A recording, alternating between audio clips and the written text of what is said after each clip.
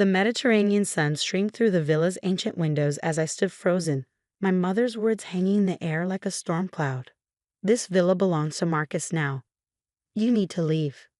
I'm Sophia, 32, and for the past 2 years, I've been living in and restoring my grandfather's historic villa in southern Italy after his passing. Now, during our annual family reunion, my parents had chosen to ambush me with this announcement. My younger brother Marcus stood smugly beside them, his wife Victoria clutching his arm with a triumphant smile. The same brother who hadn't visited Grandpa once during his final years, too busy building his empire of failed startups in Silicon Valley. You can't be serious, I said, my voice steady despite the trembling in my hands. Grandpa left the villa to me. I have the papers. Papers can be changed, my father declared, pulling out a folder. We've had our lawyer review everything. As the only male heir, Marcus has the rightful claim to the family estate. The gathered relatives murmured among themselves. Aunt Maria, Grandpa's sister, watched from her corner seat, her dark eyes narrowing at my parents' performance. The only male heir. I laughed incredulously. This isn't 1850. Grandpa specifically left the villa to me because I was the only one who cared about preserving it. Preserving it? Marcus stepped forward, gesturing around the room. Look at this place. It's stuck in the past. My development plans will turn this into a luxury boutique hotel. We'll make millions. I looked around at the room he was so casually dismissing. Every inch of this villa held memories. The hand-painted ceiling frescoes Grandpa had restored himself. The ancient olive wood beams he'd lovingly maintained. The marble floors where he taught me to dance during summer visits. You want to turn our family home into a hotel? My voice cracked. It's just business, sis, Marcus shrugged. You can have a job here if you want. Maybe in housekeeping. Victoria laughed, and I saw my mother hide a smile behind her hand. The same mother who'd once spent summers here with me, helping Grandpa tend his olive grove. I've spent 2 years restoring this place, I said. I've used my entire savings, learned traditional restoration techniques, worked with local artisans. And we appreciate your hobby, my father interrupted. But it's time for professional management. Marcus has investors ready. Investors? Aunt Maria's voice cut through the tension. She stood slowly, her small frame commanding attention. Interesting. Have you shown them the study yet, Sophia? My parents exchanged confused looks. The study. Grandpa's private sanctuary had remained locked since his death. He'd left me the key with specific instructions not to open it until the right moment. What about the study? Marcus demanded. Aunt Maria smiled mysteriously. Alessandro always said the villa's true inheritance was in his study. But then you wouldn't know that, would you? You were too busy to visit when he was alive. I felt the weight of Grandpa's key in my pocket, where I carried it every day for 2 years, waiting for that right moment he'd spoken of. Open it. Aunt Maria nodded to me. I think your grandfather would say this is the right moment. With trembling fingers, I pulled out the old brass key. My parents and Marcus followed as I walked to the heavy wooden door that had remained sealed for 2 years. The key turned smoothly in the lock. The door creaked open, revealing Grandpa's sanctuary. Everything was exactly as he'd left it. His desk, his books, his collection of maps and documents. But it was the large envelope on his desk that caught everyone's attention. On it, in Grandpa's elegant handwriting, was written, "To be opened when they tried to take it from you, my dear Sophia." What is that? Marcus lunged forward, but Aunt Maria blocked his path with surprising agility. Your grandfather knew this day would come, she said softly. He knew they would try to take his legacy from the only one who truly understood its value. I picked up the envelope, my heart pounding. Whatever Grandpa had left in this room, whatever message or document was waiting in this envelope, I knew it would change everything. Open it, Aunt Maria encouraged, while my parents and Marcus watched in tense silence. As I broke the seal, I could almost hear Grandpa's voice, smell his familiar scent of tobacco and olive wood. The right moment had finally arrived, and I knew nothing would ever be the same after this.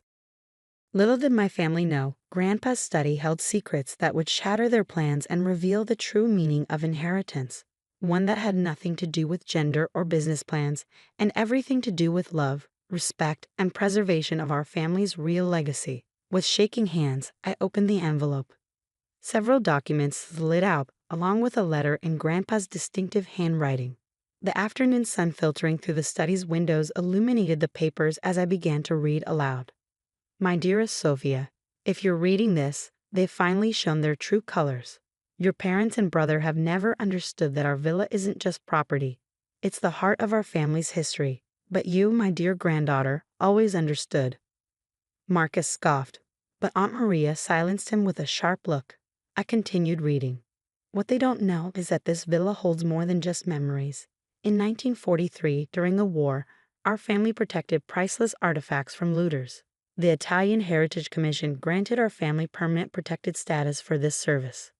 The villa isn't just a house. It's a registered historical monument. My father's face paled. That's impossible. I shuffled through the documents, finding official papers from the Italian government. It's all here. The villa can never be commercially developed or significantly altered. Any changes must be approved by the Heritage Commission. Those papers could be outdated. Marcus stepped forward, his business facade cracking. My lawyers can find a way around. There's more? I interrupted, returning to Grandpa's letter. I've watched you restore these walls with the same love I once had. While your brother sent birthday cards and Christmas gifts, you spent every holiday here, learning our family's stories, understanding our legacy. Victoria tugged at Marcus's sleeve.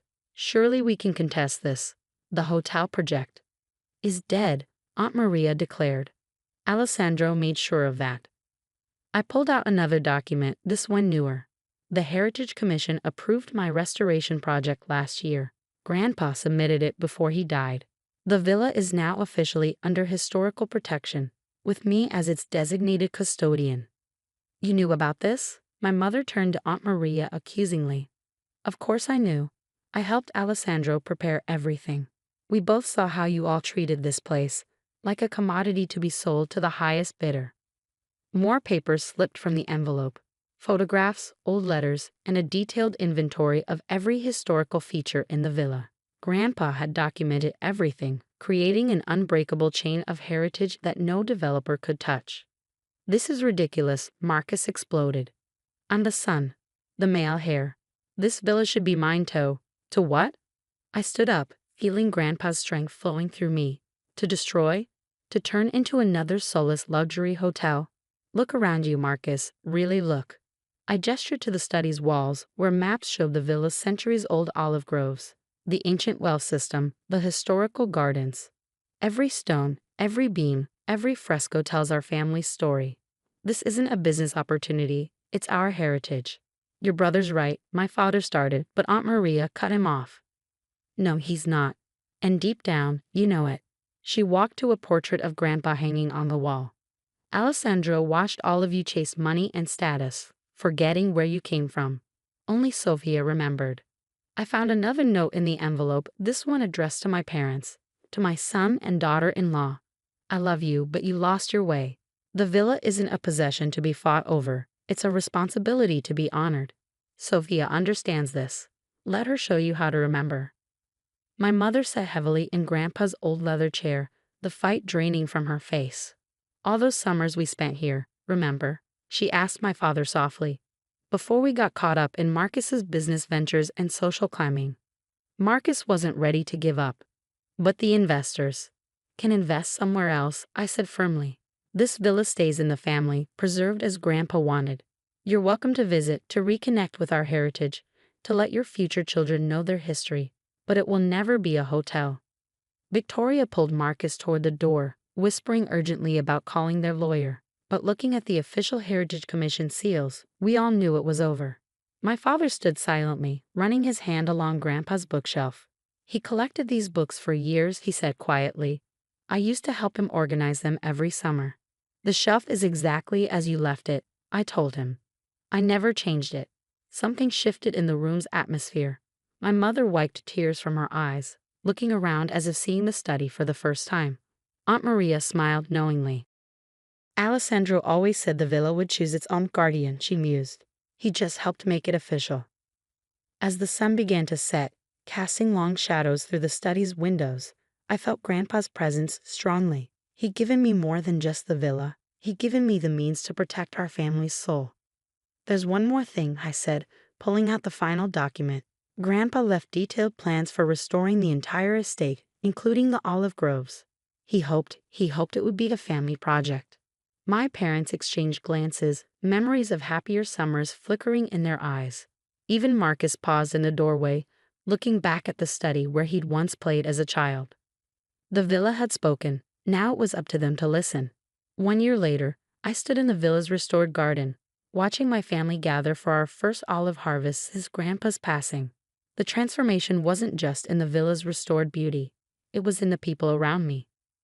Marcus sat under an ancient olive tree, teaching his young daughter, born 3 months ago, about the different types of olives, reading from one of Grandpa's old notebooks. After the study revelation, he'd initially retreated to lick his wounds, but something unexpected happened. The birth of little Isabella had shifted his perspective entirely. "Sophia," he called out, waving me over.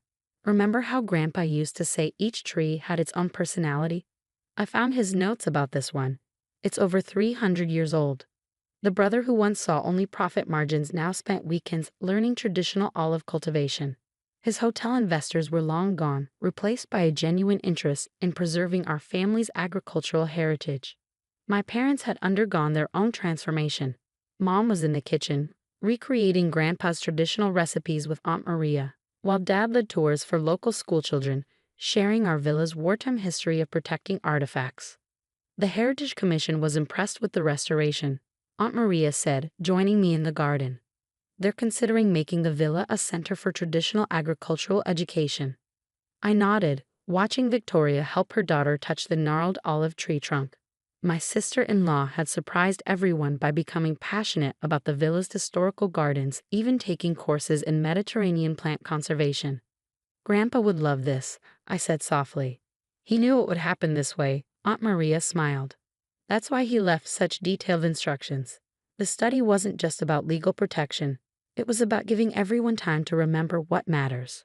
She was right. The past year had been about more than just physical restoration. Every weekend, family members would arrive, helping with different projects. My parents restored the library.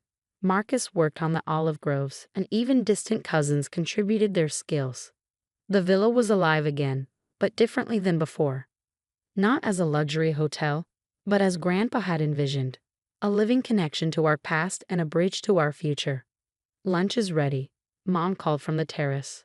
The long wooden table that had witnessed countless family meals was set again, laden with traditional dishes made from our own olive oil. As everyone gathered, I noticed Marcus hanging back. "Everything okay?" I asked him. He bounced Isabella gently in his arms. "I was wrong, Sophia. About everything. I was so focused on building something new that I couldn't see the treasure we already had." "The villa has enough room for new dreams," I assured him, "just not at the expense of its soul." "Isabella will grow up knowing her heritage," he said firmly. "Not just the property, but the values, the history, the connection to the land." Over lunch, surrounded by family, the conversation flowed freely. Dad shared stories about helping Grandpa restore the frescoes as a boy. Mom remembered learning to cook in the villa's kitchen. Even Victoria contributed, discussing her plans for reviving the historic herb garden. "I found something else in the study," I announced, pulling out a weathered journal. Grandpa's complete family history going back generations. He wrote it during his final year. The table fell silent as I opened it. He wrote about each of us, what he hoped we'd remember, what he dreamed we'd become. "Read it," Marcus urged, surprising everyone. "We should know." As the afternoon sun painted the villa's walls with golden light, I read Grandpa's words. He wrote about love, legacy, and the true meaning of inheritance. About how buildings can hold more than just people. They can hold the stories that shape us, the traditions that guide us, and the love that binds us. The villa was never about ownership, I read from his final entry. It was about stewardship, each generation adding their own chapter while preserving those that came before. Sophia understood this instinctively, but I always hoped everyone would remember eventually. Looking around the table at the faces of my reconciled family, I knew Grandpa's hope had been realized. The villa hadn't just been saved, it had saved us, bringing us back to what mattered most. As the sun set over the olive groves, casting long shadows across the ancient stones, I could almost hear Grandpa's laugh in the evening breeze. His beloved villa was more than preserved, it was cherished, alive with new memories while honoring the old. The study's revelation hadn't just protected the villa's structure, it had restored our family's foundation. And that, I knew, was Grandpa's greatest legacy of all.